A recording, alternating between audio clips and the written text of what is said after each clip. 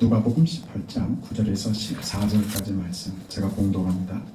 또 자기를 의롭다고 믿고 다른 사람을 멸시하는 자들에게 이 비유로 말씀하시되 두 사람이 기도하러 성전에 올라가니 하나는 바리새인이요 하나는 세리라.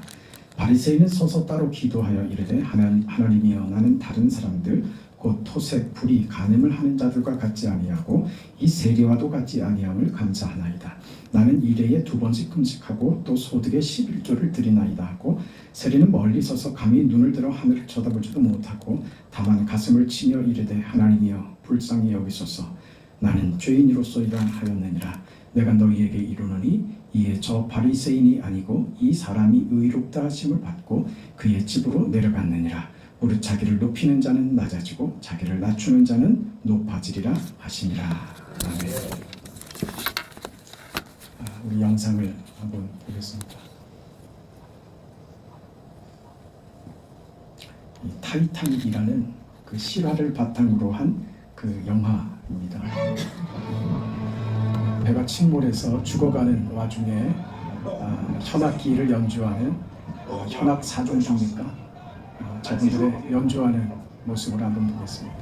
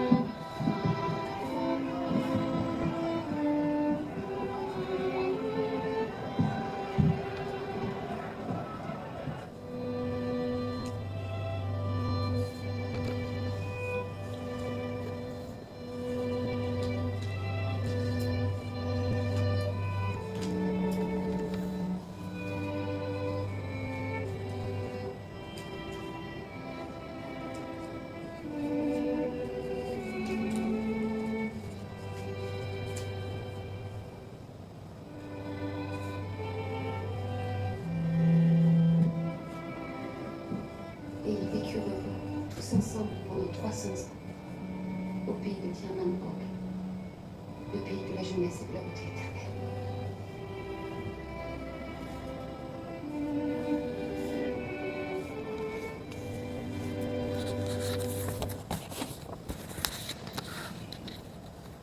타이타닉이라는 영화를 보셨습니까? 네, 1년에 한 번씩 정도 봐주는 게 좋은 영화들이 있습니다. 자주 말씀드린 그 벤허라는 영화가 그렇고 이 타이타닉이라는 영화도 그런 것 같습니다. 타이타닉이라는 이 배가 침몰하는 중에 현을 켜는 그 음악가들이 갑판에 서서 서로도 살 길을 찾으려고 하다가 바이올린을 켜는 한 주자가 그 자리에 멈춰서서 찬송가를 연주하죠. 내 주를 가까이 하게 하면 십자가 짐 같은 고생이나 하는 그 찬송가를 연주하는데 피하려고 했던 다른 연주자들도 함께 자리를 지켜서 끝까지 그 갑판에 서서 찬송가만 연주합니다. 그 배가 침몰하여 죽을 때까지 이 찬송가 내 주를 가까이를 연주했습니다.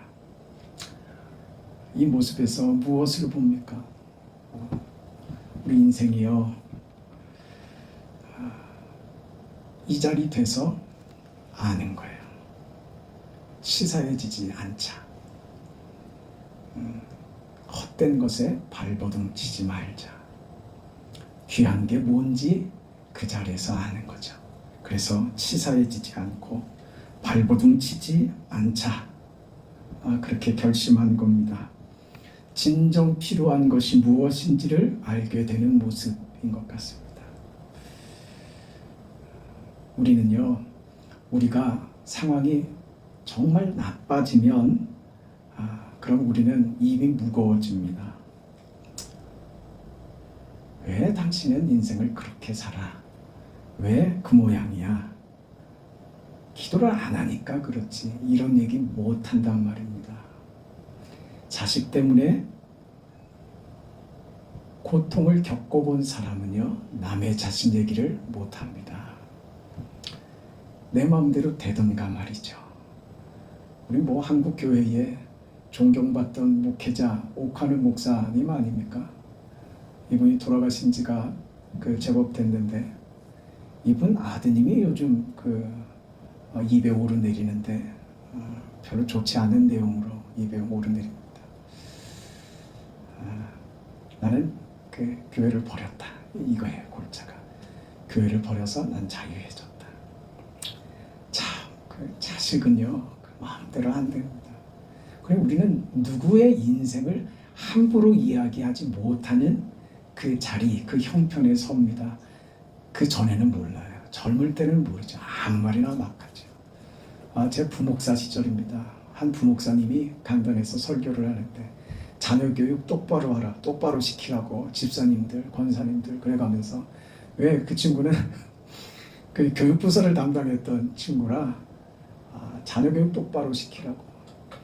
제가 뒷줄에 앉아 있었는데 예배 시간에 제 앞에 앉아 있었던 안수 집사님 부부인데 안수 집사님이 뭐라 그런 줄 아세요? 그 말을 하는데 목사님이 젊어서 저런 소리를 하는 거야. 사실 그 말이 맞습니다. 우리가 설교를 들을 때 하나님의 말씀을 들을 때 그런 반응을 보이는 것은 옳지 않습니다. 옳지 않지만 제가 그 목사님의 그 표현에 저도 사실은 깜짝 놀랐거든요. 젊은 목사님이 이제 30이 조금 넘은 목사님이 그 어른들한테 할 내용이 아닌데 자식 교육을 똑바로 시키라니 그게 마음대로 되는 것 같으면야 그거 왜 그렇게 안 했겠습니까? 네? 다리 몽둥이를 분질러서라도 된다면 벌써 12번은 분질렀죠. 분질러도 안 되는 걸 어떻게 합니까? 내 마음대로 되지 않는 것이죠. 그저 울죠. 자식 때문에. 우는 겁니다. 그게 부모가 할 수 있는 최선이라는 것을 나이 들면서 배우지 않습니까?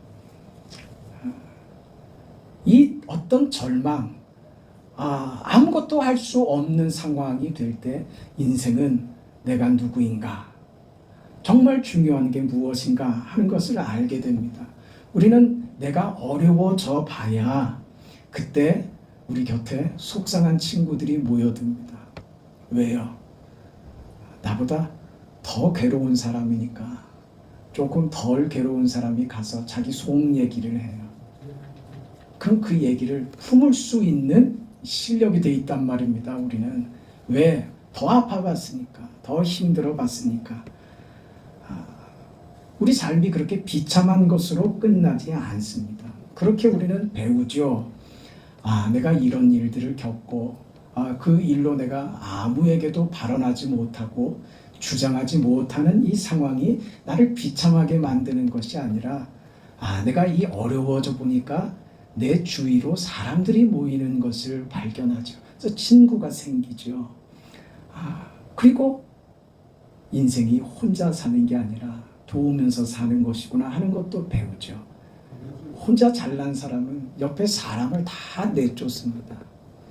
그러나 부족함을 아는 사람은 그 사람 주위에 많은 사람들이 오지요. 그걸 다 배우는 겁니다. 나이 들면서 배우는 것이죠. 어려움을 겪으면서 배우는 것입니다. 죽음의 위기 앞에서 정말 중요한 게 무엇인지를 배우는 것입니다. 이런 비참하고 최악의 그 상태에 가신 분이 있습니다. 그분이 누구십니까? 예수님이죠. 예수께서는 우리를 대신하여 최악의 상황으로 가신 분입니다. 하나님이시지만 육체를 입고 오셔서 이 시간 속에서, 이 현실이라는 공간 속에서 오해받고 수치와 고통 속에 살다가 그렇게 죽으셨습니다.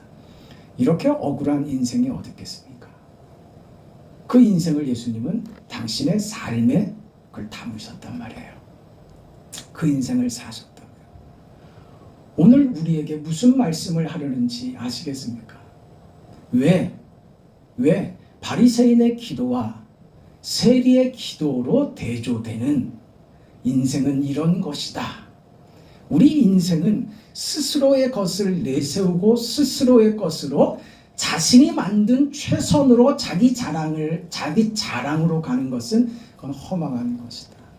우리 인생은 누구도 하나님 앞에 자기 것으로 자랑할 수 있는 사람은 아무도 없다. 단지 우리에게 필요한 것은 하나님의 은혜이다. 예수님께서 오늘 이 비유로 하시고 싶은 말씀이 이거인 거예요. 내가 아무리 좋은 것을 만들어내도 그것은 하나님이 가장 비참한 인생에게 베푸시는 은혜와 비교할 수 없이 작은 겁니다. 하나님의 은혜가 큰 것입니다. 그래서 오늘 우리에게 필요한 것은 뭐라고요? 은혜가 필요합니다. 은혜가 필요합니다. 그 얘기 하시는 거예요. 네가 노력하고 네가 수고한 것. 지금 바리새인은 정말 그는 훌륭한 인생을 열심히 부지런히 살았습니다. 그 11조를 하고 금식 기도를 하고 그의 종교적인 그 삶은 나무랄 데가 없이 지키면서 살았던 것입니다. 그러나 그는 그 모든 것들을 하나님께 영광으로 가지고 가거나 하나님의 은혜로 받지 않습니다. 그에게는 하나님의 은혜가 필요 없었습니다. 왜요? 자신이 다 채웠다고 생각하니까. 이게 바리새인의 문제였습니다. 그래서 그는 자신이 한 것을 가지고 어디로 갑니까? 저 세리와 같지 않음을 감사합니다. 비교하죠. 다른 사람들 도색하고 분내고 화내고 죄 짓는 저런 사람들 같지 않게 나는 종교적으로 생활하였으니 나는 이것이 참 감사합니다. 여러분 보세요. 이거는요 자랑이죠. 자기 자랑입니다. 누구한테서? 하나님 앞에서 자기 자랑을 하고 있는 것이죠. 예수님께서 이 비유의 말씀을 왜 하신다고요? 누구도 하나님 앞에서 자랑하지 못하게 하려고 이 말씀을 하시는 겁니다. 이 말씀을 이해해야 됩니다. 우리는 우리 것으로 우리가 아무리 노력하고 아무리 애를 쓰고 우리가 가진 최선의 것을 가지고도 하나님 앞에 나를 자랑할 것은 아무것도 없습니다. 이 세리와 같이 보잘것없고 형편없는 인생에게 하나님이 베푸시는 은혜가 우리가 만드는 최선보다 크다. 지금 그 얘기하고 있는 거예요. 그 열심히 살지 말라는 말이냐? 그럼 은혜를 받기 위해서 이 세리처럼 죄짓고 살라는 말이냐? 그게 아니죠. 저는 여러분에게 오늘 이 말씀을 통해서 여러분이 세리와 같지는 않기를 바랍니다. 세리 같은 사람은 되지 마세요. 그러나 세리에 구하는 것을 여러분도 구하시기를 바랍니다. 뭘 구했습니까? 자신에게 없는 것을 구합니다. 그는 자신이 하나님 앞에 내놓을 것이 아무것도 없었기 때문에 그는 하나님 앞에 내놓을 것이 없으니 구할 것밖에 없었습니다. 자신에게 없는 것 말입니다. 그게 무엇입니까? 하나님의 은혜입니다. 하나님의 은혜, 내게 없는 것, 그것을 구하는 겁니다. 하나님, 나를 용서해 주세요. 하나님, 저에게 은혜를 주세요. 내가 만들 수 없는 것, 내가 할 수 없는 것, 내가 어떤 조건과 자격으로 받아낼 수 없는 것, 하나님만이 주실 수 있는 것, 하나님, 나를 용서해 주세요. 나는 죄인입니다. 나는 제 인생 하나도 책임질 줄 모르는 불쌍한 인생입니다. 하나님, 나를 용서해 주세요. 하나님, 내게 은혜를 베풀어 주세요. 이게 세리의 기도였던 것입니다. 여러분, 우리가 필요한 것은 하나님의 은혜이지 내가 하나님 앞에서 자랑할 것은 아무것도 없습니다. 무슨 얘기냐 하면 내가 옳다고 나서지 말라는 말입니다. 우리는요, 옳은 얘기하는 걸로 사람을 죽인다니까요. 내가 언제 틀린 말 했어? 그 얘기하죠. 여러분이 가지고 있는 신앙이 무엇을 만드는지 보세요.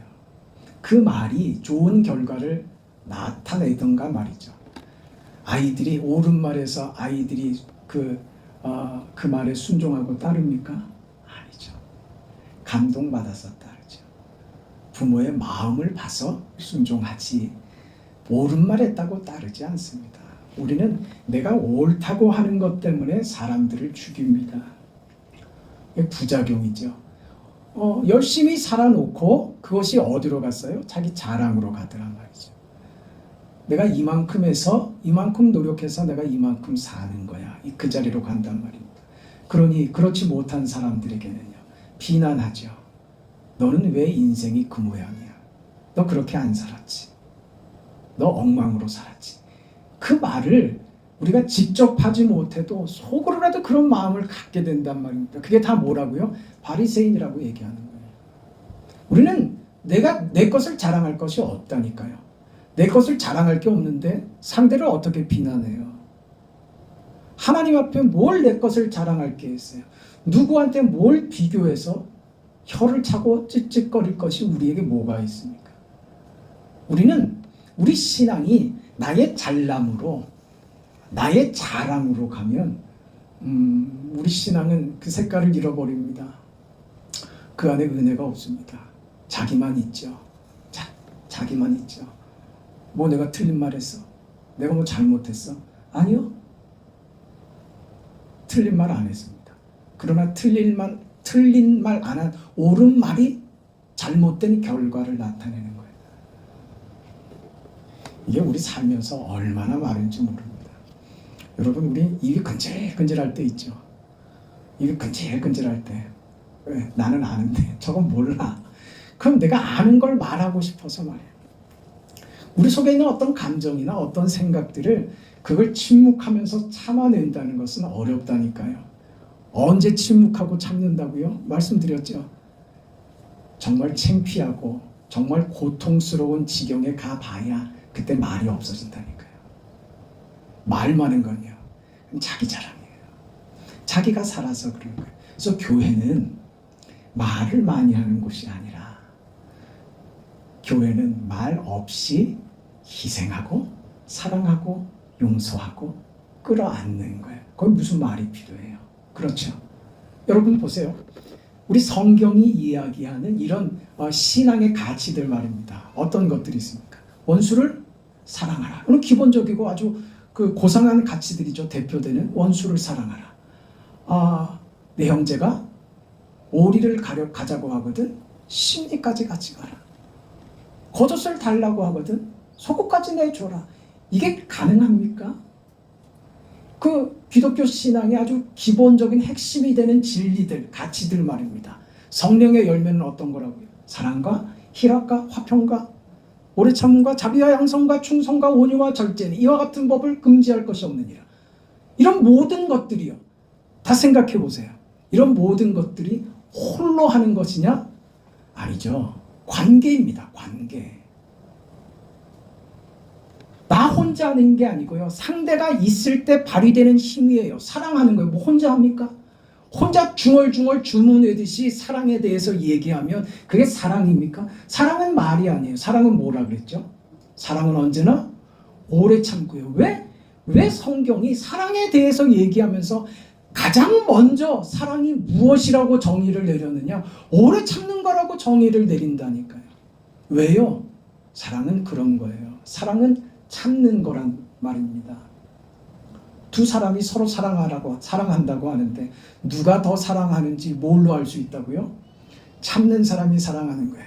애들이 참습니까? 부모가 참습니까? 저걸 그냥 몇 번씩 이게 올라오는데도 참죠. 왜? 부모니까요. 어쩔 수 없는 자식에 대한 그 애정, 그 사랑이 참게 하죠. 그게 사랑입니다. 관계되지 않는 것이 없다니까요. 오래 참는 거, 뭐 혼자 뭘 오래 참아요. 상대에 대한 거예요. 지금 이 바리새인의 기도를 보면 상대에 대한 그의 태도, 감정, 무엇만 있습니까? 비교하고 비난하고 정죄하는 것밖에 없습니다. 그걸 뭐만 확인해요? 자신의 잘남과 자신의 옳음만 드러내는 거예요. 그래서 그것으로 뭐 하고 있어요? 하나님 앞에 자랑하고 있다 이거죠. 그래서 이 말을 하는 겁니다. 우리는 누구든지 어떤 사람이든지 하나님 앞에서 자랑할 것이 없습니다. 우리는 누구든지 하나님 앞에서 자랑하는 인생이 돼서는 안 됩니다. 우리 신앙은 말 없이 당해주는 자리입니다. 보상을 받는 것이 아니라 억울해지는 게 우리 신앙이라니까요. 관세 받고 기꺼이 섬기고 종이 되는 것 말입니다. 이게 믿음입니다. 이게 싫죠. 그래서 어려운 거예요. 어렵다고요. 근데 여러분 외면해 보세요. 하지 말아 보세요. 신앙의 어떤 능력도 믿음으로 사는 어떤 증거도 내 삶에 안 나타납니다. 기도 열심히 하면 되는 것 아니에요. 성경 본다고 되는 것 아니에요. 그저 감정적인 어떤 보상이 아닙니다. 이렇게 살 때 말입니다. 밑에 놓이고 괄시받고 외면받고 조롱받고 하는 그 자리에서 희생하는 거예요. 품는 자가 되는 거예요. 다 끌어안는 거예요. 그 자리에 될 때 비로소 그 사람은 어머니라는 이름을 허락받는 것이고 아버지라는 이름을 허락받는 거예요. 무슨 희생도 없이 사람도 용서도 없이 우리는 그 이름을 받을 자격을 얻지 못합니다. 마찬가지로 우리가 하나님의 자녀, 성도, 그리스도인이 된다고 하는 이 이름은 예수께서 우리를 구원하기 위하여 예수께서 우리 삶에 우리에게 보여주신 예수님의 삶이 우리 삶에 적용되지 않으면 우리는 예수님의 구원이나 예수님의 부활이나 그 영광이나 그 십자가의 은혜나 하는 것들을 경험하지 못합니다. 이건 구원받은 문제하고 다릅니다. 구원을 받아도 평생을 그 자리에 머물러 사는 사람들이 너무너무 많은 시대입니다. 왜 그럴까요? 그렇게 살고 싶지 않은 겁니다. 정직해져야죠. 이런 얘기 듣고 싶지가 않습니다. 희생, 사랑, 용서, 다른 사람의 종이 되고 당신의 인생이 십자가를 지는 삶이어야 된다는 거. 이런 거요. 그냥 구호가 아니라니까요. 이런 얘기가 그저 막연한 얘기 아니라고요. 현실이 돼야 된다고요. 종이 되시겠습니까? 네? 종이 되시겠어요?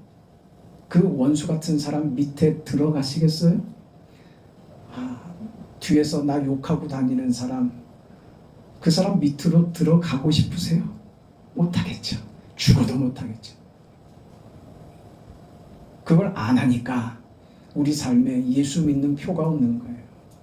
여러분, 신앙은 구호가 아니라니까요. 눈물 흘려 기도하면 얻어지는 무슨 그 에너지나 무슨 알약 하나 먹어서 힘이 생기고 그런 거 아니라니까요. 삶으로 살아내는 것이라니까요. 현실로 살아내는 거예요. 땀 흘리고 업심여김을 받고요. 남에게 종처럼 보이고요. 남이 나를 흉볼 때 그 사람을 정죄하는 자리가 아니라 그 사람을 위해서 기도하는 자리로 가는 거예요.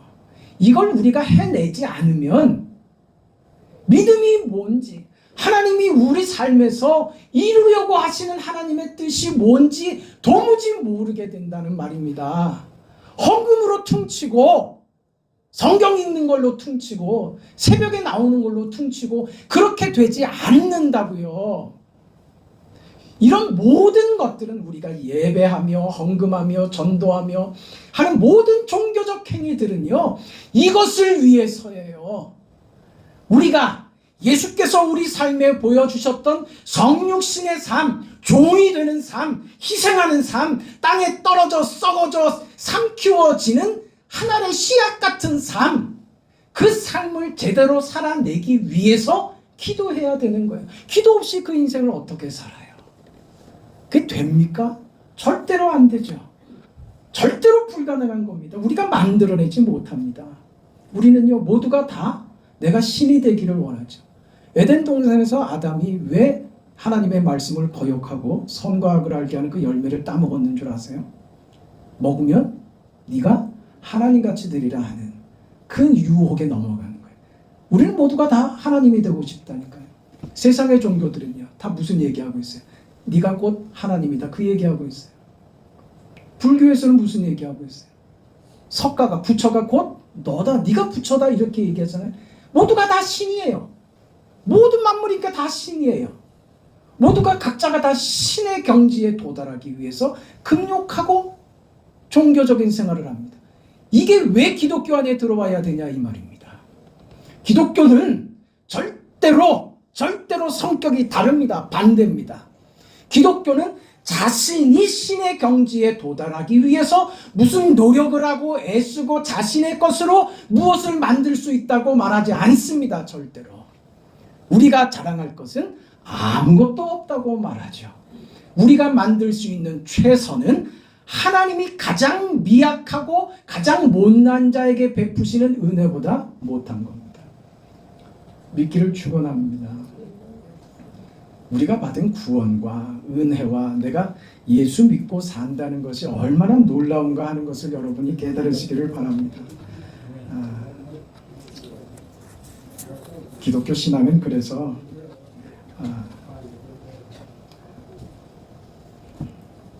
언제 우리가 깨닫고 언제 우리가 그 정신을 차리고 하나님 앞에서 내 모습을 언제 발견하냐 하면요,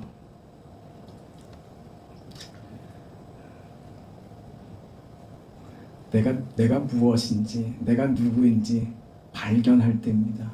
그게 언제예요? 그게 언제예요, 여러분? 깨달아서 안다고요? 아니요. 노력해서요? 연습해서요? 아니요. 그건 그렇게 안 됩니다. 언제 그렇게 됩니까? 내 의지와 상관없이 내가 다리 몽둥이가 분질러져야 그때 깨닫는다니까요. 당해봐야 된다고요. 이제 천상 죽었다. 이제 내 인생에 소망이 없다. 내가 할 수 있는 것이 아무것도 없구나 하는 것을 아는 그 순간 그 자리에서 배워요. 우리 처음에 봤던 타이타닉호에 모두가 죽어갈 때 그 자리에서 배우는 거예요. 연연하지 말자. 내 할 일 하자 하고 찬송가를 연주하는 거예요. 자기가 할 수 있는 최선이요. 그 자리를 지키는 거예요. 언제 한다고요? 죽음을 맛봐야 아는 거예요. 우리가 언제 철듭니까? 언제 철들어요? 나이 들면 그냥 철듭니까? 아니요. 한번 죽어봐야 철이 듭니다. 인생이 뭔지 말이에요. 내가 정말 사선을 넘나드는 그 경험을 해야 인생 아무것도 아니구나. 내가 자랑하는 것 아무것도 아니구나. 내 인생이 잃을 것이 없다는 것을 깨달을 때가 돼 있어야 합니다. 내가 무엇을 끝까지 붙잡고 있을 것인가, 내가 무엇을 놓을 것인가를 분명히 알 때입니다. 그때 우리는 그때 철이 듭니다. 그때 믿음으로 사는 게 뭔지 그때 깨닫습니다. 그래서 그렇게 삽니다. 나이 든다는 것이 그런 거 아닙니까? 노사연의 무슨 그 노래 중에 그런 그 대목이 있잖아요. 네? 그 뭡니까? 뭘 알면서 크게 한번 얘기해 보세요. 익어가는 거라고, 그죠?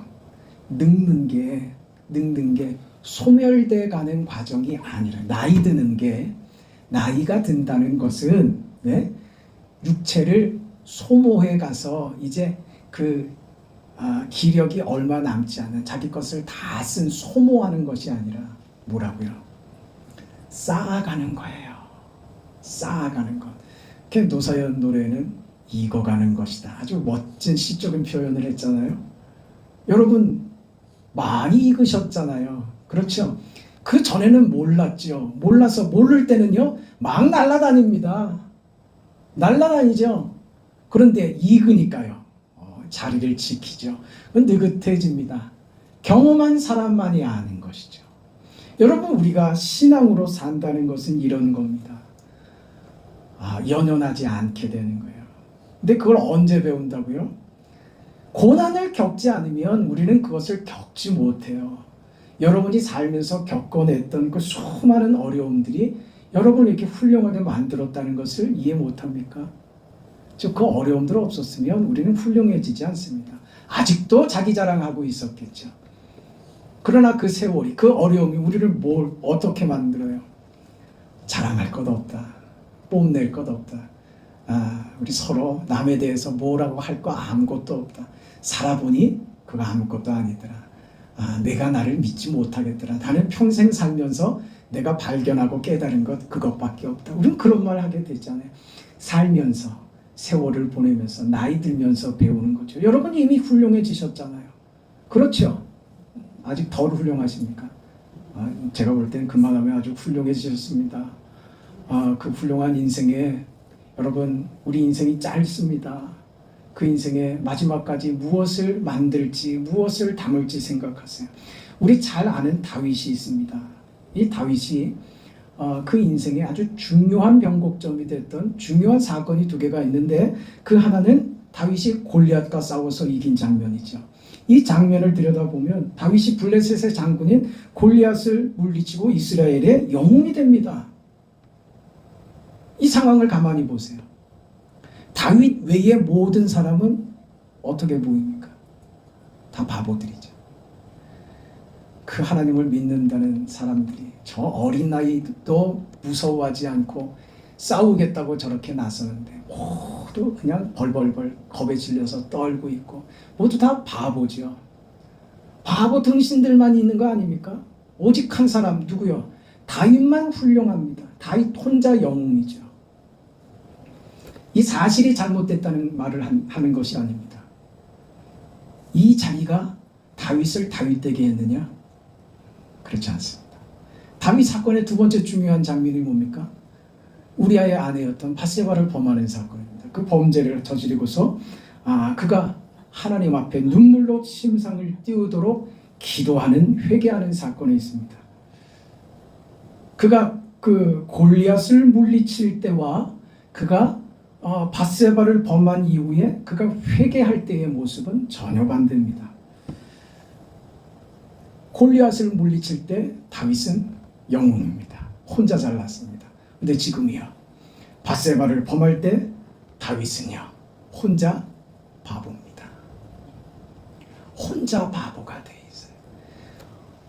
무슨 사건이 더 옳으냐, 무슨 사건이 더 잘한 것이냐, 이건 비교할 것이 없죠. 골리앗을 이긴 사건이 훨씬 더 잘한 일이죠. 무슨 얘기를 하려고 하는 것이냐면 우리의 잘못으로도 우리는 훌륭한 것을 만들 수 있다고요. 그 다음이 중요한 거예요. 다윗이 시편 51편에 이렇게 고백하는 거죠. 모두 속에 혼자 바보가 됩니다. 다윗이 회개하는 그 기도 속에는 혼자 바보지 바보가 없습니다. 그래서 다윗이 그렇게 기도합니다. 나의 하나님, 나를 구원해 주시고 이 죄인을 용서해 주라고. 나는 본래가 죄 중에 잉태된 자입니다.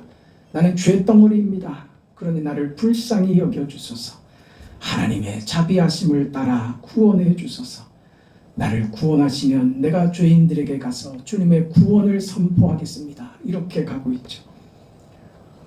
골리앗을 죽인 후보다 그가 바세바를 범한 이후에 그는 죄인들의 친구가 됩니다.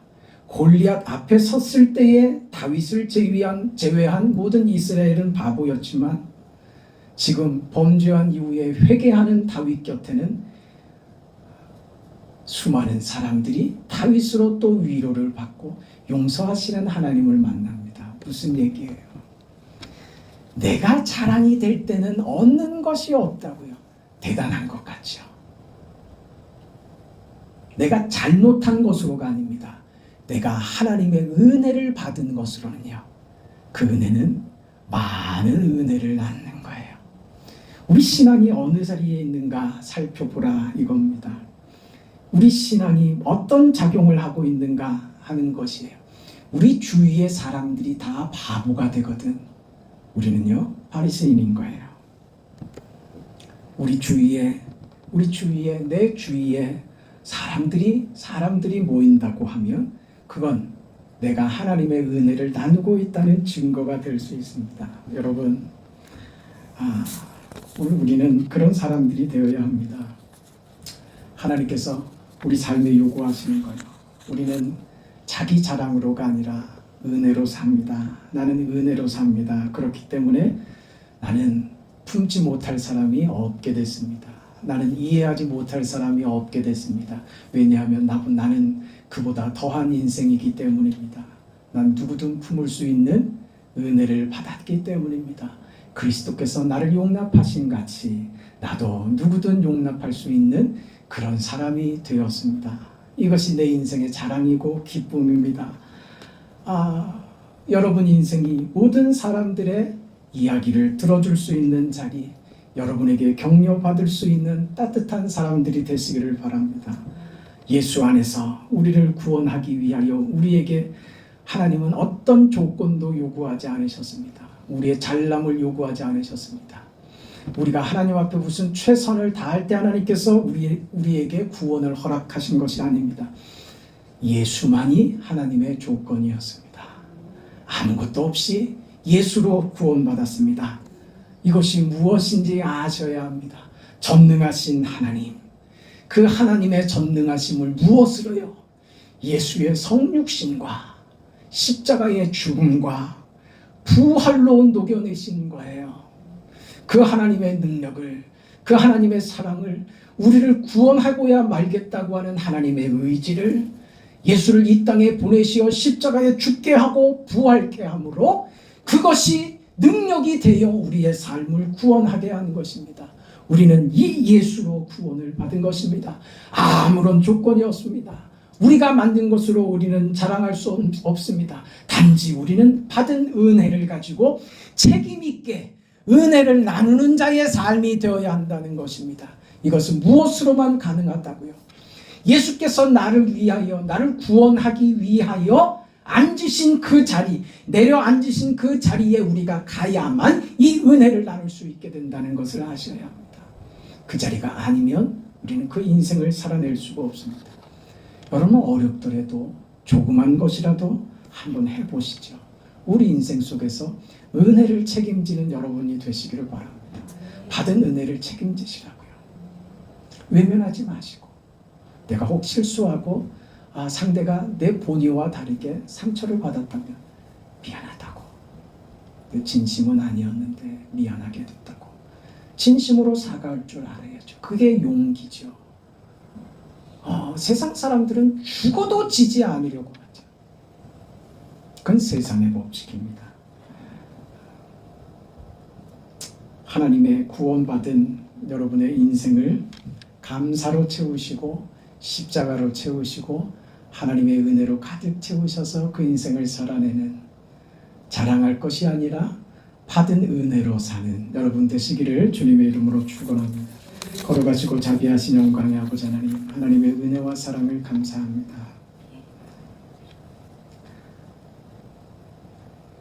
우리는 하나님의 은혜로만 산다고 하는 이 사실을 자주 잊곤 합니다. 어떻게 살아야 할지, 우리는 단지 먹고 사는 일에 급급해서 내게 필요한 것이 무엇인지에 대해서만 관심과 우리의 시선이 머뭅니다. 하나님은 언제나 뒷전이 되고 믿음으로 산다는 것은 우리의 관심이 되지 않고 그저 한번 예배 드리는 것으로 그렇게 확인받고 그걸로 끝내려고 하는 우리의 연약함과 부족함을 하나님 용서해 주시고, 하나님께서 우리를 구원하기 위하여 그 뜨거운 의지를 가지고 아들을 이 땅에 보내어 십자가에 살찢고 피 흘려 죽기까지 하게 하심으로 우리를 향한 사랑을 확인시켜 주셨다는 것을 잊지 않게 하여 주시옵소서.